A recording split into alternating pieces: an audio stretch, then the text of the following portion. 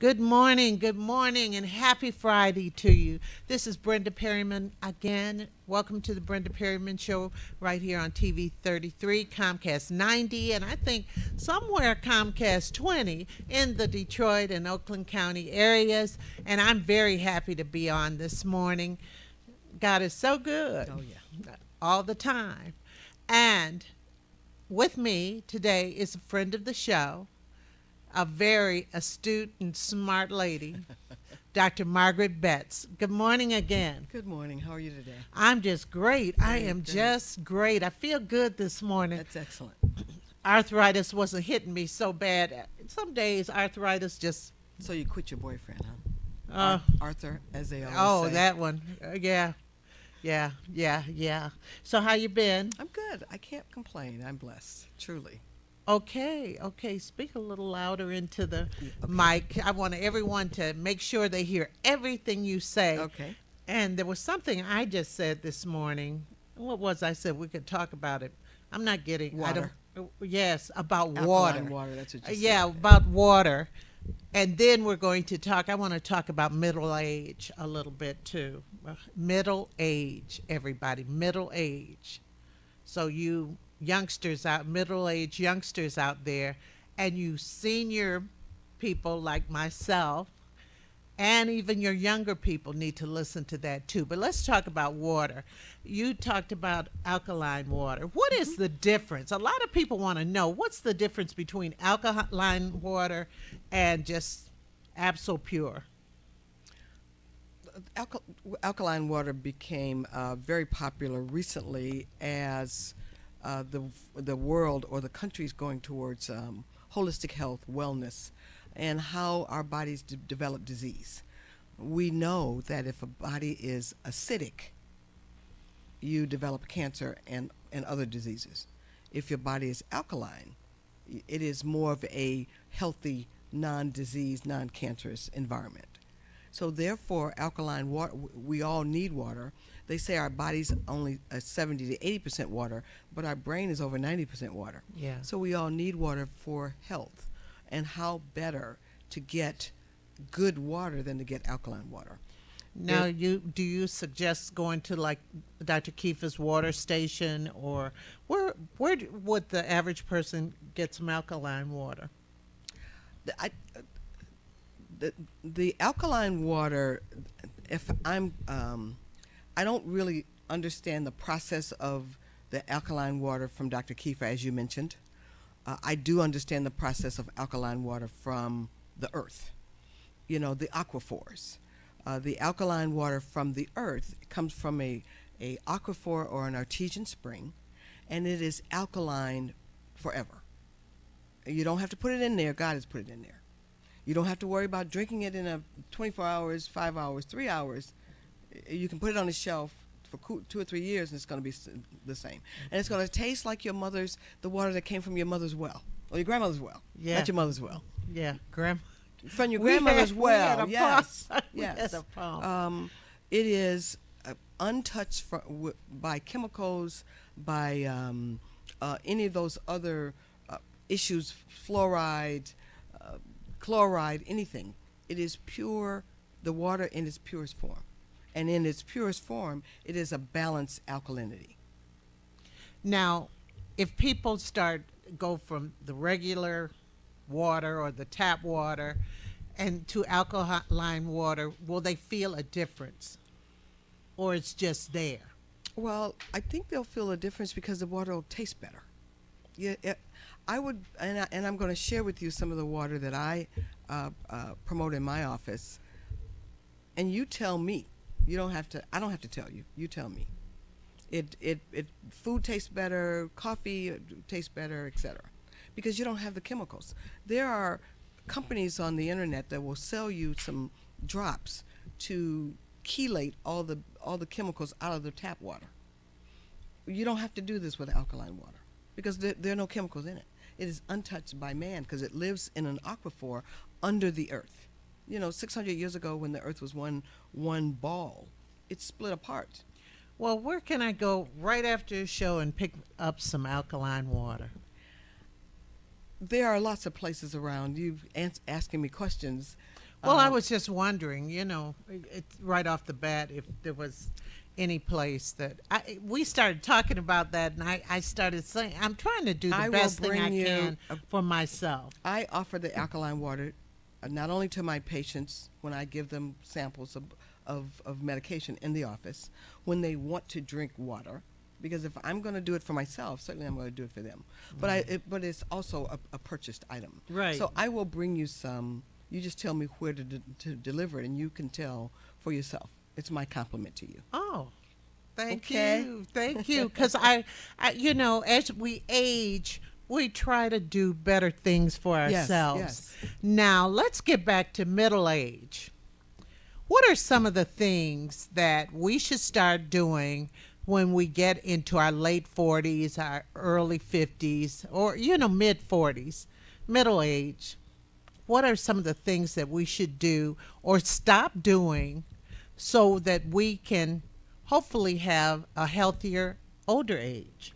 Well, you say mid-40s. I should say, on a lighter note, start watching your mail for AARP, because they're gonna get you at about 45 to 48. Oh yeah, yeah. And you're gonna be insulted because you're not a senior, but yes, you are. Yeah. I know. They define seniors as 52 and above. Yeah. And I think AARP gets you ready for that. So by the time they beat you down for the first 4 years. But on a more serious note, the studies show that the older you are, the more healthier you are, the more likely you are to live to an older age. So if you come to age 40 and 50 and you have no diseases, no conditions, etc., more than likely you're not going to have any, because you've gotten to that point because you have good genes and good sense. And I always say good genes, genetic makeup, and good sense because you didn't destroy your health as a youth. And we can do some crazy things looking back in our youth to help destroy ourselves. As you said that, I started thinking of the fact that sometimes you look at people who graduated with you and so forth, and the differences, everybody's all the same age, but the Right. differences, and a lot of it's genetic, and I'm sure a lot of it is the way you've lived your life. Well, a newsflash, not only about 5 or 10% of it's genetic. The majority of diseases, cancers, are associated with our environment. What we eat, who we pray to, our environment, if you're living near a radioactive buildings, you are really it's going to create some havoc on your life. We do know now that cigarette smoking, alcohol, and drugs will age you much faster than anything else. Then right behind that is what we eat. The three main culprits are flesh, dairy, and sugar. And I was just seeing something yesterday on sugar and how just very dangerous it is, but added sugar is in so much. It's in Things so that much. you don't even think it's in. yeah, that's why we encourage you to read the labels, especially Yes. the high fructose corn syrup. Sugar, if you look at the chemical structure, it has one carbon, and some of the chemists out there know what I'm talking about, has one carbon difference than cocaine. So it's very addicting. Really? And sugar, when we're born, It's kind of addictive, too. it is addictive. That's why it's one It is. carbon different than some of the addicting drugs. Yeah, because sometimes you could start eating something sweet and you say just a little more, just a little more. And then next thing you're just, like that. It gives you this up, and then it gives you this down. Right. But you should balance it. When we were younger, we couldn't get dessert until we ate our food. And if you eat your meal, you're not going to get that up and down. It's going to be balanced, and it's going to be absorbed into your system much slower. But certainly, I wanted to make the last point about sugar. Not only does it look like an addicting drug, it also stops the cancer-fighting drugs in your system. When we're born, we have cancer cells that may crop up, and you have cells like an army that will attack them and kill them. Sugar and simple carbohydrates, which turn to sugar in your body, will stop those cancer-fighting cells in in their tracks. And what uses more sugar than anything else? Cancer cells or cancer. Really? Yes, ma'am. So you really have to understand. Now you got to learn the science of nutrition to be able to take care of your body. We are between a 10 and 100 trillion cells. So if you tried to run a factory or a business with 100 trillion employees, it would be almost impossible. So we have to be conscious 24/7 in terms of living or taking care of this body that God has given us. Now, another thing you said that was dangerous was flesh. Would you expand Flesh? upon I that? say flesh because when I say meat, everybody thinks of beef and pork. When I say flesh, I want everybody to realize that all of it, not chicken, lamb, shrimp, fish, all of it creates problems. And even though the beef and pork has a lot of cholesterol, a lot of impurities that they put into the feed to make the cows and the pork bigger and fatter and weigh more and they get more money, but the spills in the ocean. See, we don't think about that. The spills in the ocean create more havoc on our bodies. The mercury and the PCPs and all those other things are creating havoc on our bodies as well. And if we understand photosynthesis, we are one with nature. The trees and the greenery need our byproduct of breathing to live, which is carbon dioxide. We need the trees and the greenery's byproduct of breathing to live, which is oxygen. So we're one with nature. We really need to understand how our bodies function. So what are you suggesting? Are you suggesting that we shouldn't have any of those flesh? To be free from disease, the functional medical specialist now, and I want your audience to go search what a functional physician is or a functional medical specialist, because there are nurses, there are anyone. We are a group of medical professionals, not only doctors, that will take you as an individual, see what your genetic biomakeup is, and treat you according to that. As an example, there's a lot of people who have cholesterol, high cholesterol. Yeah. And we just put them on cholesterol medication. There's a major population in that group that cholesterol medication doesn't work for. Okay, what can we do to, I'm just going to insert this since you mentioned cholesterol, to lower, what shouldn't we eat to lower our...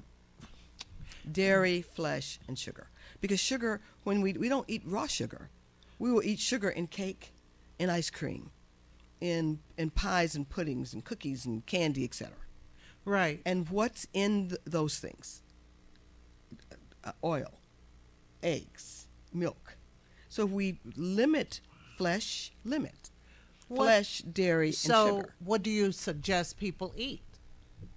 There's quite a bit to eat. I'm not saying avoid. The vegans avoid those things. Right.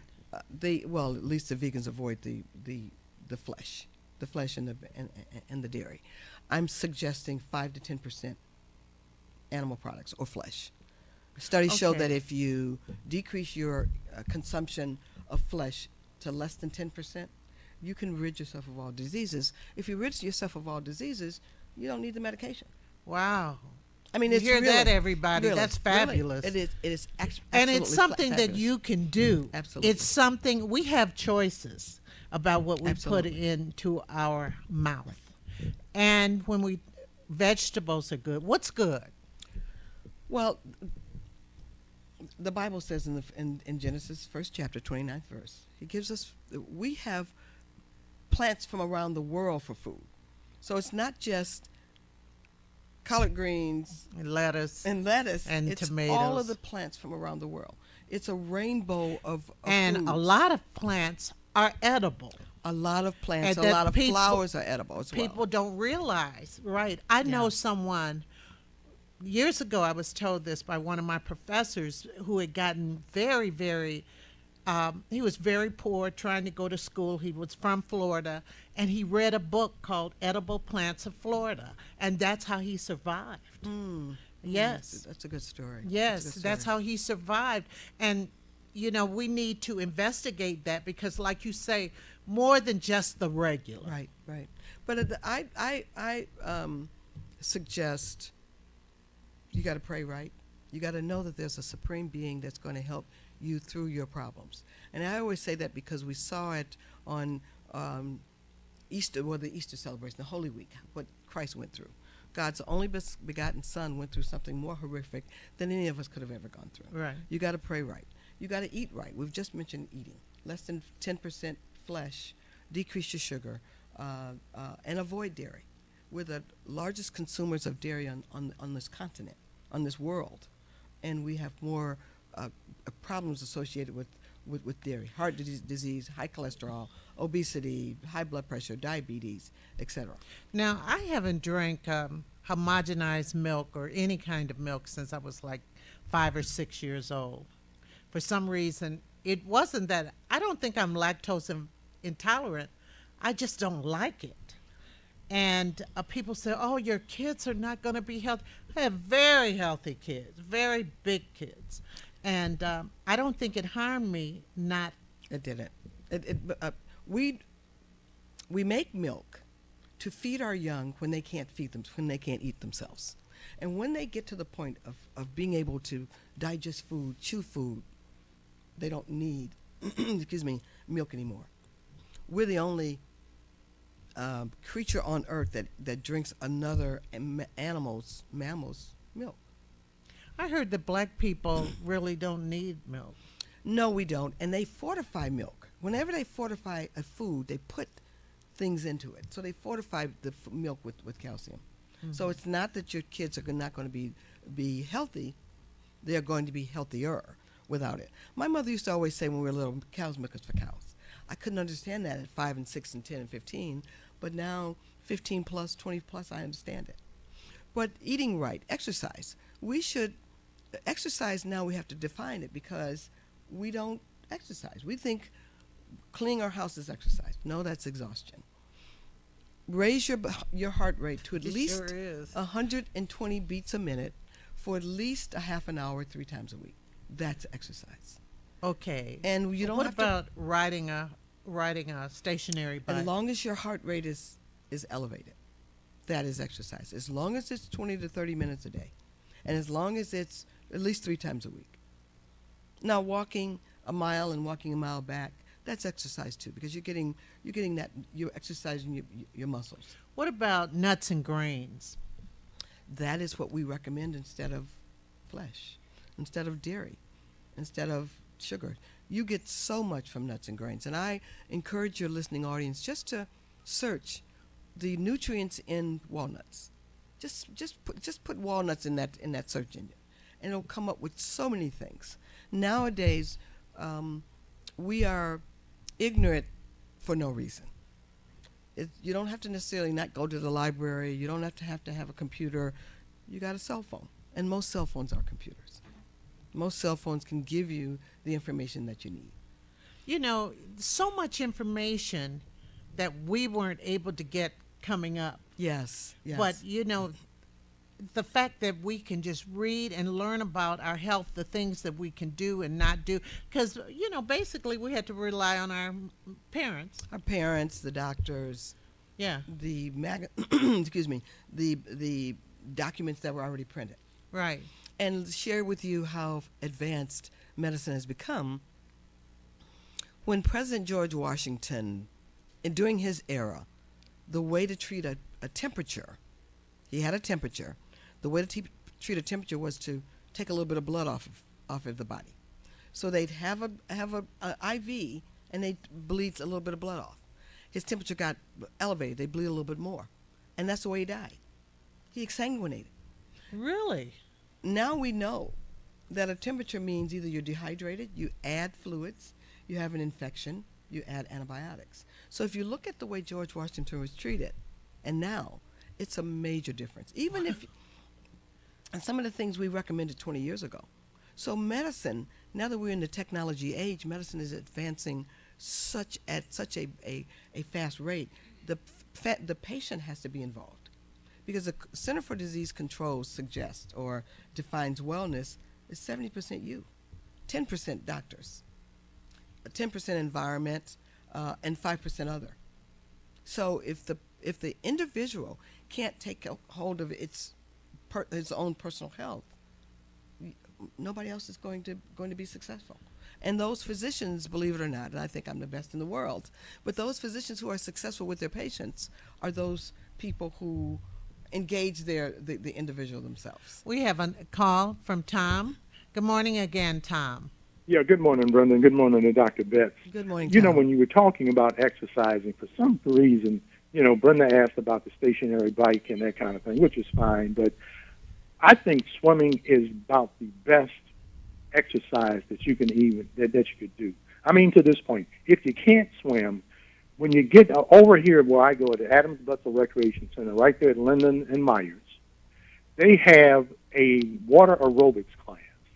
And I mean, I've seen upwards to, and it's mostly women in there, with a sprinkling of men, but I've seen upwards of 60 people in that pool, and they play music and they move. And, you know, when you're in the water, that water gives you resistance, and you're working harder than what you think you are. And I remember one time we were getting out, we were going to the car, and I heard this older lady say this.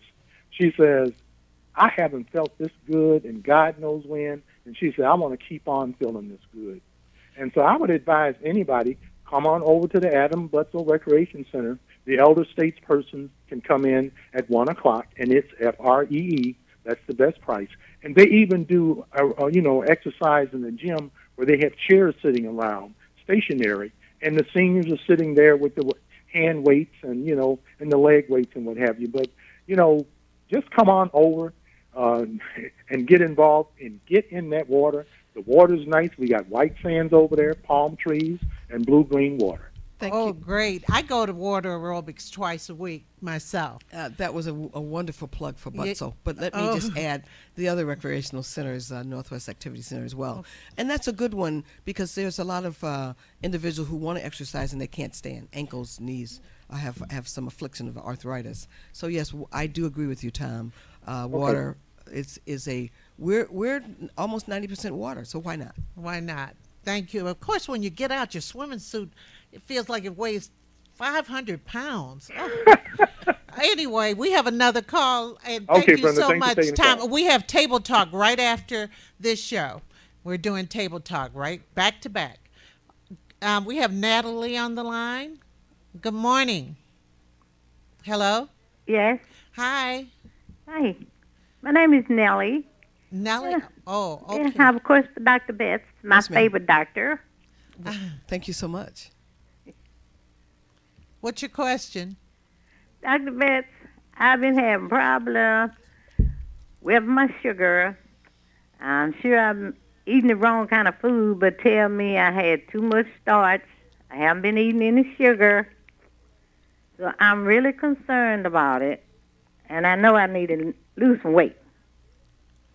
Good morning, Miss Nellie. This is a very dear person, very dear friend. Hi, Dr. Betts. You, ma'am? Yes. And I kind of know her personally. And I know why her sugar is up.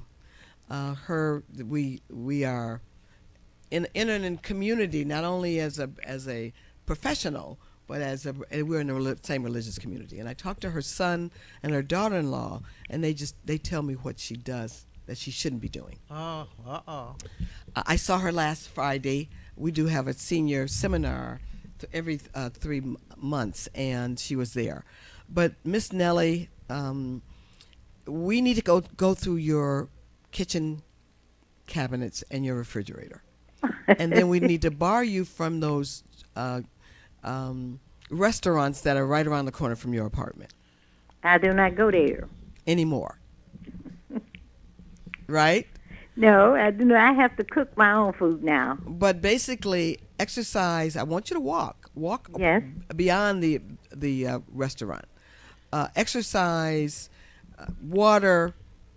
Really, if you want to detox your body, stop all the things that you've been eating and just maybe there are detox solutions that really I could probably make available to you. So it's hard to talk about because it's so lengthy. Yes. Well, what we should do. Oh, okay. Finish up. Okay, let me finish. Nell. Bread, sugar. It's any simple carbohydrate will look like sugar in your body. And I always tell them, and they know, anything in a bag, a bottle, a box, or can is going to turn into sugar in your body. Eliminate fried foods, junk food, processed foods. And once you start doing that, your body's going to feel better and you're going to be healthier. And I know it's hard to do. In order to do that, you got to have a commitment to going to the market twice a week, fixing your food yourself, taking it to your to work in your car, etc. And it is almost a job. But we are going to figure out how to bring that to you on a step-by-step basis. Well, thank you, Nellie. Well, I'm getting ready to go down to exercise in the building where I live. Okay, Miss Nellie, we'll talk real soon, okay? Okay, thank you. Have a good day, Love dear. you. Love you too. Okay, we're about to wrap up, and we have to let our viewers know how to reach you. How do they reach you? I am at 21040 Greenfield in Oak Park, right across 8 Mile. My phone number is 248-967-1888. If you want a live person, you just push option 4. Again, 248-967-1888. You know, this can be an endless conversation. It isn't endless. Well, the longer you live, the longer the possibility you can live. And my oldest patient was 115. She died in her house. She lived in her own house. At 111, she broke her hip. The surgeons asked, could they do surgery? And she said no, because you don't know how to do surgery on a 111-year-old person. And they didn't. They were looking at her bones and scratching her heads to figure out how were they so mineralized and so healthy, etc. She laid in her bed for 2 years. Her bones fused back together, and she got up. Wow. So, I mean, the things that she shared with me are just basic things that we know as our parents taught us or fed us or did. We went outside. When it was sunny, we got a lot of sun because vitamin D is a horrible issue now. Some of these kids don't do it right. Yeah, we played outside. We didn't summer, sit on the couch. Summer, Absolutely. we stayed outside. Well, spring. So all the fat back and the neck bones, etc., that we ate, not that I'm recommending that anymore, we worked it off. Right. We worked it off because we had to be outside. On the porch at 9 o'clock or when the street lights came on, but we were outside. Okay, Dr. Betts, we have to call it a day. Everybody, remember, we have Table Talk right after this show, and we're discussing national news, of course, the local news with John Conyers and everything else. So please stay with us. And also, we're going to be talking about what does it mean when they say you talk white? And be prepared to write in John Conyers' name, because this is a battle. This is a fight. This is war. I need to. Well, we need to have a talk about that. We're going to write his name in if he is not, and this is not politics should be all of our issue. I think it's a trumped up charges. They are trying to eliminate one of the most powerful, successful, intelligent congressmen who have brought things home for us, and we need to understand that we need to begin. We're going to fight with our pen. Okay. Well. That's Margaret Betts' opinion and no one else's. Right. It seems to be a lot of people's, but I'm just saying that sometimes I just wish more candidates would have gotten the race and so forth and so on, because he has a lot of great history, and I hate to see him go out like that. And that's my music. Dr. Betts, thanks again. This has been a wonderful show. Yes.